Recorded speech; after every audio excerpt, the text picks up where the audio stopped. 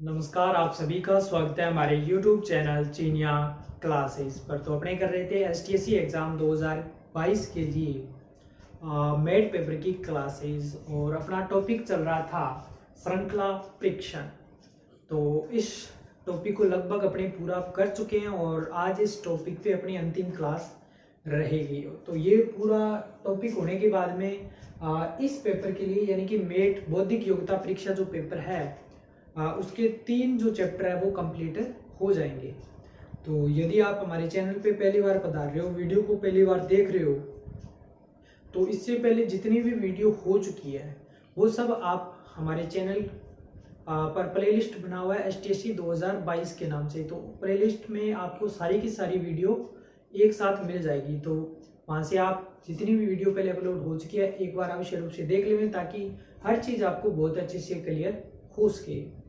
तो इसके अलावा प्रैक्टिस क्वेश्चन भी हम टॉपिक करवाने के बाद में देते हैं। इसके लिए आपको हमारा टेलीग्राम ग्रुप ज्वाइन करना होगा, जिसका लिंक है वो वीडियो के डिस्क्रिप्शन में दिया हुआ है। वहाँ पे आपको time to time practice question, इसके अलावा टाइम टू टाइम टेस्ट के प्रश्न है वो भी मिलते रहते हैं।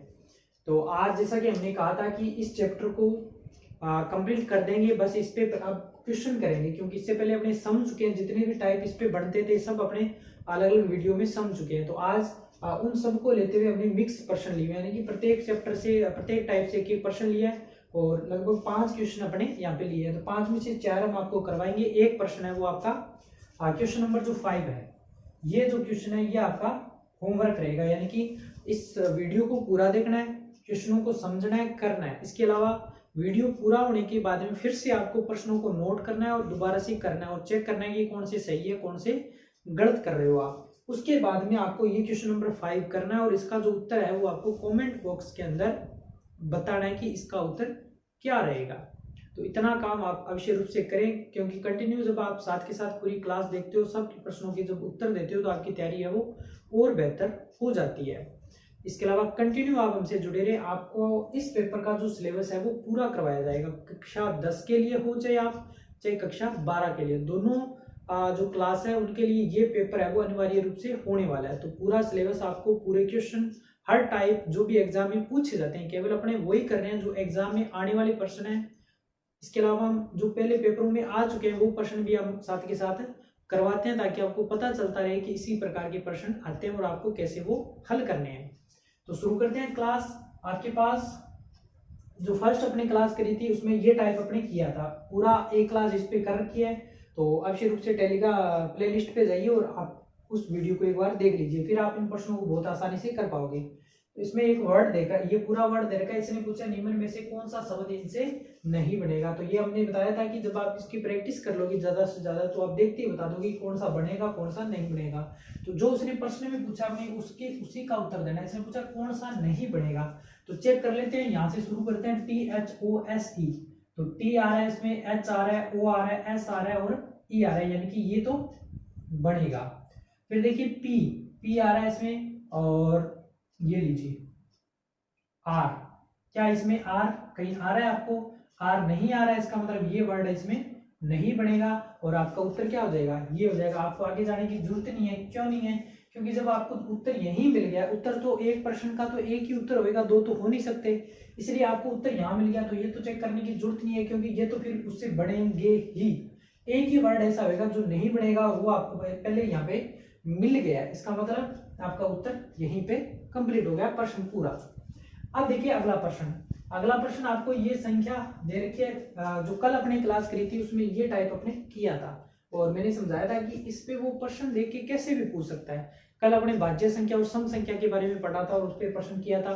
आज उसने क्या पूछा, देखिए उसने पूछा है कि ऐसे कितने जीरो है। यहाँ पे आपको देखिए ये देखना, जीरो देखना है, जिसके बाद सम संख्या होनी चाहिए और पहले क्या होनी चाहिए? विषम संख्या, यानी कि जिसमें 2 का भाग जाए वो सम संख्या, न जाए वो विषम संख्या। तो ऐसा जीरो देखना है जिसके बाद तो होना चाहिए सम संख्या, जैसे उसने कहा अपने को वैसे ही करना है, और पहले क्या होना चाहिए? विषम संख्या। तो काउंट करना शुरू कीजिए। ये लीजिए 0, इसके पहले क्या है? 3 और बाद में क्या है? 2, यानी कि सम और विषम जो चीज उसने बोली है वो 1 नंबर। ये 0, 5 विषम, पहले विषम आ रहा है, इसका मतलब ये नहीं होगा। सॉरी, दूसरी दूसरी संख्या सम होनी चाहिए, तो दूसरी संख्या सम नहीं है, विषम आ रही है, दोनों विषम है तो ये तो नहीं होगा। पहले सम है, ये भी नहीं होगा, और पहले सम है दूसरा विषम है, ये भी नहीं होगा। पहले विषम है दूसरा सम है, यानी कि यही उसने बोला है, पहले तो विषम होना चाहिए और दूसरा है वो बाद में, यानी कि उसके जस्ट बाद में सम संख्या होनी चाहिए। तो ये लीजिए पूरा कर रहा है इसको। यहाँ पे सम है, यहाँ पे विषम है, ये नहीं पूरा करेगा। यहाँ पे सम है, विषम है, ये नहीं करेगा। यहाँ पे देखिए, यहाँ पे विषम संख्या है, यहाँ पे सम संख्या है, तो ये कंडीशन है वो इसको पूरा कर रही है। 2 सम संख्या, 8 है सम संख्या, तो इसका मतलब ये नहीं करेगा, क्योंकि पहली संख्या क्या होनी चाहिए, विषम होनी चाहिए। तो ये देखिए कितने जोड़े बनेंगे, यानी कि 1 2 और 3 ऐसे युग्म है जहाँ पे ये कंडीशन है वो लागू हो रही है, यानी कि जैसा उसने कहा है वो वैसे लागू हो रहा है। बाद में तो सम संख्या आ रही है, यहाँ पे आ रहा है, यहाँ पे आ रहा है, यहाँ पे आ रहा है, और पहले क्या आ रहा है, विषम 3 7 7।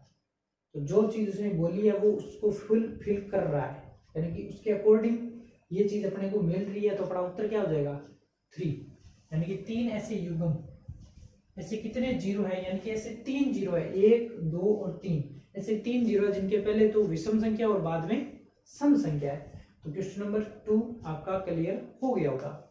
क्वेश्चन नंबर 3, शब्दकोश के अनुसार व्यवस्थित करने पर चौथे स्थान पे कौन आएगा। देखिए इस पे प्रश्न वो कैसे पूछ सकता है, आपको केवल पैटर्न वही लगाना है जो हमने आपको बताया था, क्रम आपको लगा लेना है। उसके बाद में वो आपसे कुछ भी पूछे, चाहे वो बोल दे पहले स्थान पे कौन आएगा, दूसरे पे क्या आएगा, तीसरे पे क्या आएगा, चौथे पे क्या आएगा। तो यहाँ पे उसने पूछा चौथे स्थान पे, पहले इसको क्रम से लगा दो, सबसे पहले कौन सा आएगा, बाद में कौन सा आएगा। तो वही काम, पी को देखो सब में पी आ रहा है, यानी कि यहाँ से तो पता नहीं चलेगा। उसके बाद में सब में ओ आ रहा है, ओ आ रहा है, ओ आ रहा है, ओ आ रहा है, ओ आ रहा है, फिर भी पता नहीं चलेगा। तीसरे में एस आ रहा है, S S S S, T T T T और टी, यानी कि पी ओ एस टी सब में आ रहा है। यहाँ से तो पता नहीं चलेगा, 4 वर्ड पहले पहले सब में आ रहा है, पता नहीं चलेगा कौन पहले आएगा कौन बाद में। अब देखिए जो 5वां वर्ड है, यहाँ पे आ रहा है ए, यहाँ पे तो कुछ है ही नहीं, और यहाँ पे है ई, ई है, यहाँ पे ई है और यहाँ पे ई है, यानी कि अब ऐसी कंडीशन आ जाए, यहाँ पे तो वर्ड ही खत्म हो गया, इसके आगे तो कुछ है ही नहीं। इसका मतलब अगर ऐसी कंडीशन आ जाए जिसमें वर्ड खत्म हो जाए, आगे कुछ हो ही ना, तो सबसे पहले उसी को लेना है, क्योंकि 5 नंबर पे यहाँ पे ए था, यहाँ पे 5 नंबर पे कुछ है ही नहीं।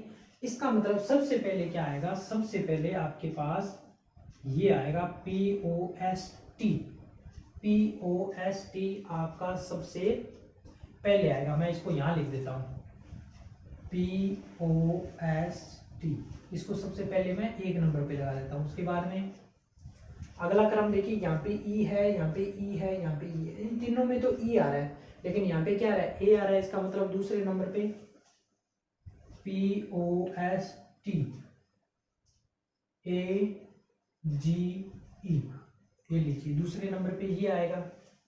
अब तीसरे नंबर पे 1 2 और 3, इन तीनों में से देखिए यहाँ पे ई आ रहा है, यहाँ पे ई आ रहा है, यहाँ पे आ रहा है, पता नहीं चलेगा। आर आ रहा है, आर आ रहा है, आर आ रहा है, सेम आ रहा है। इसके बाद में आगे देखें तो यहाँ पे तो कोई वर्ड नहीं, इसका मतलब ये खत्म हो गया। यहाँ पे तो जहाँ पे जो खत्म हो जाता है उसको पहले लेते हैं, तो P O S T E R, ये लीजिए 3 नंबर पे ये आ गया। अब बचा क्या, ये और ये, इन दोनों में देखना क्या आएगा। तो यहाँ पे देखिए आर के बाद में आई, यहाँ पे आई, उसके बाद में यहाँ पे देखिए ये टी है, ये टी है, यहाँ पे ओ है। तो टी और ओ में पहले क्या आता है, टी और ओ में पहले क्या आता है, टी और ओ में टी आता है 20 नंबर पे, ओ आता है 15 नंबर पे। इसका मतलब ये पहले आएगा, क्या पहले आएगा, P O S T E R I O R, और उसके बाद में ये आ जाएगा P O S T E R I T Y, ये लीजिए ये क्रम बनेगा। यानी कि सेकंड सबसे पहले, ये सेकंड था, सेकंड सबसे पहले, उसके बाद में फर्स्ट, उसके बाद में थर्ड, और उसके बाद में ये वाला, उसके बाद में क्योंकि अगर वो क्वेश्चन ऐसे दे दे कि क्रम बताओ तो सेकंड, फर्स्ट, थर्ड, 5 और 4, अगर क्रम पूछे तो ये आ जाएगा, इस प्रकार से आपको उत्तर में मिलेगा। लेकिन उसने ये पूछा है कि चौथे स्थान पे कौन सा वर्ड आएगा, तो चौथे स्थान पे जो वर्ड आएगा उसका उत्तर क्या आएगा, ये वर्ड आ जाएगा। कौन सा आ जाएगा, ये वाला, ये वर्ड, ये चौथे स्थान पे आएगा, यानी कि अपना उत्तर क्या हो जाएगा, चौथे स्थान पे ये वर्ड आएगा। जो भी उत्तर आएगा उसमें ये टिक कर देंगे। उम्मीद करता हूँ ये चीज़ आपको बहुत अच्छे से क्लियर हो गई होगी।